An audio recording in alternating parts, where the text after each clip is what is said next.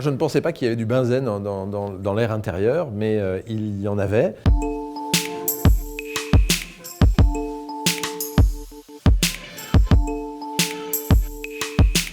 On sait aujourd'hui, depuis de nombreuses années, que les meubles, que lorsqu'on fait des travaux, eh bien, nous avons un développement de benzène, de composés organiques volatiles divers et variés, qui sont toxiques pour la santé et qui peuvent générer, lorsque on est dans des concentrations assez fortes, eh bien, des pathologies importantes, souvent cardio-respiratoires.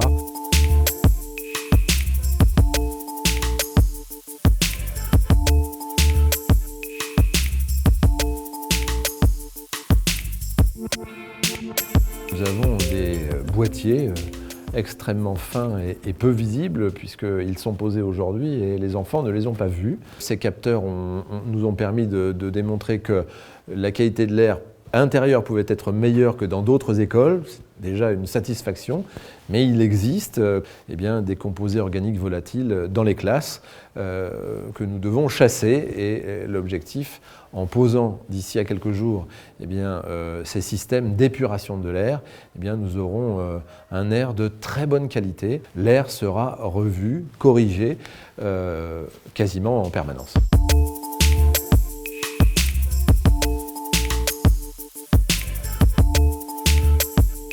Le CO2, eh bien, on respire et donc on génère du CO2. Et quand on est dans un endroit fermé, il est clair qu'avec trop de CO2, eh bien, on a des capacités de réflexion en particulier qui sont diminuées. C'est la première fois en dynamique et en présence des enfants que l'on va pouvoir mesurer et en même temps eh bien, faire en sorte que la qualité de l'air soit la plus parfaite possible.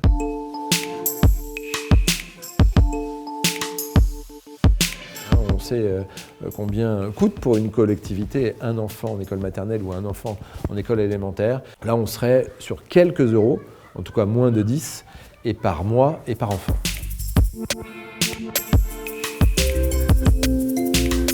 Lorsqu'il y a une livraison de tables ou de chaises, eh bien que l'ensemble des éléments plastiques qui servent à la livraison, il est très important de retirer ces éléments qui vont déposer eh bien, ces éléments qui sont nocifs. Et donc pour l'école, évidemment, pour la mairie, pour le centre communal d'action sociale, les services techniques, la médiathèque.